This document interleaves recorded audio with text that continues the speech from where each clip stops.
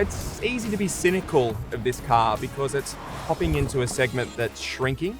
And when Toyota announced the pricing, we all kind of sniggered and thought they were actually having a bit of a lens because it is quite expensive. But then you hop inside the car and give it a drive, it actually steers really well. When I first hopped on board the base model Toyota Yaris, it was one of the first times I've driven the car.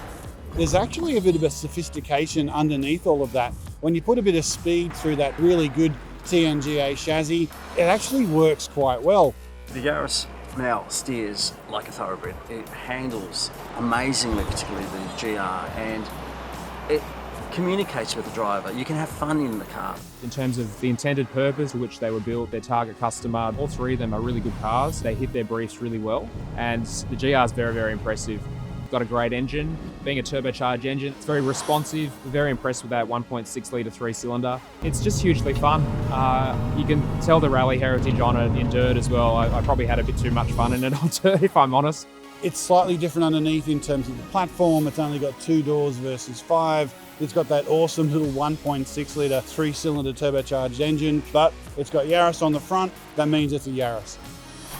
It's a given that the GR Yaris is going to be a little road terrorist. It's got fantastic all-wheel drive grip, really strong engine. It's built for purpose and it's built to go fast, but the base model cars, surprising.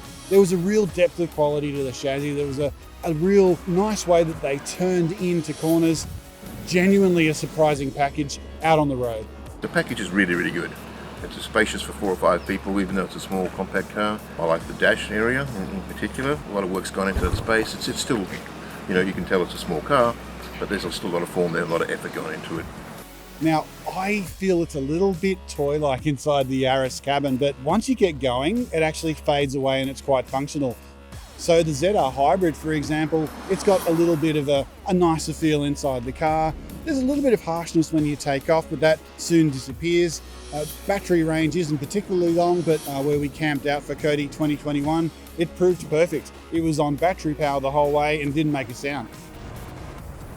It's quite interesting how small cars like the Yaris have changed, because before they used to be all about their price. It was a really price-sensitive market, but that seems to have shifted, especially with this car, which is now much more expensive than before, but it's pushing new boundaries. It's bringing new safety tech to the segment with an airbag that opens between the front passengers, and it's also bringing hybridization to this segment. The car has not only caught up, but in some ways innovates the class, and for that, Toyota needs to be commended. The biggest chink in its armor is value, unfortunately, and that's probably what's going to be the biggest discussion point amongst the judges later on.